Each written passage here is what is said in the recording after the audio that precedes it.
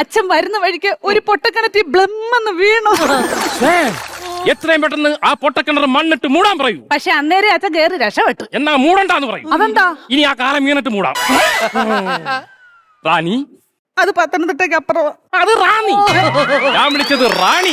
എന്തുവാ? ഞാനൊരു കാര്യം ഈയിടെയായിട്ട് അറിഞ്ഞു. എന്തുവാ? ഇപ്പോൾ യുദ്ധത്തിനൊക്കെ സ്ത്രീകളാണ് ഇറങ്ങുന്നത്. ഇനി മുതൽ കൊട്ടാരത്തിൽ നിന്ന് യുദ്ധത്തിന് പോകേണ്ടത് റാണിയാണ്. റാണി ഒറ്റയ്ക്ക് അയൽ രാജ്യത്ത് പോയി യുദ്ധം ചെയ്ത് അയൽ രാജ്യം വെട്ടിപ്പിടിക്കണം. ഞാൻ വെട്ടിപ്പിടിക്കാൻ പോകുന്ന തക്കത്തിന് ഇവിടുത്തെ പെണ്ണുങ്ങളെ കെട്ടിപ്പിടിക്കാനുള്ള അറിവല്ലയോ? അതങ്ങ് മനസ്സിൽ ഇരിക്കത്തേ ഉള്ളു. അങ്ങാണ് രാജാവ്. എങ്ങ്? അവിടെ അല്ലെന്ന്, അവിടുന്നാണ് രാജാവ്. എവിടെന്ന്? എടോ വേട്ടാവളിയ, താനാണ് രാജാവ്. പോലെ ഞാനാണല്ലേ രാജാവ്. നല്ലേ? അങ്ങ് ഒറ്റയ്ക്ക് ചെന്ന് ആ ശത്രു രാജ്യം കീഴടക്കണം. അതാണ് എന്റെ ലക്ഷ്യം. അപ്പൊ റാണിയുടെ ലക്ഷ്യം അയൽ രാജ്യമല്ല, പിന്നെ വിധവാ പെൻഷൻ. അത് തന്നെയാണ് റാണിയുടെ ലക്ഷ്യം. റാണി, ഞാൻ വേറൊരു കാര്യം കൂടി ഈയിടെയായിട്ട് തീരുമാനിച്ചു വെച്ചു. എന്തോ? നമ്മുടെ രാജ്യത്ത് ഞാനായിട്ട് സെലക്ട് ചെയ്ത് വെച്ച ഒരു 5 പെൺകുട്ടികളുണ്ട്. അവർക്ക് ഫ്രീ ആയിട്ട് ഓരോ ആട്ടുംകുട്ടിയെ കൊടുക്കാൻ ഞാനങ്ങ് തീരുമാനിച്ചു. വേല മനസ്സിരിക്കത്തേ ഉള്ളൂ. ആട്ടുംകുട്ടിയുടെ കരച്ചിൽ കേട്ട് കൃത്യ ലക്ഷ്യസ്ഥാനം എത്തിച്ച് അവിടെ ചെല്ലാൻ വേണ്ടിയുള്ള വേല ചെയ്യണ്ടേ?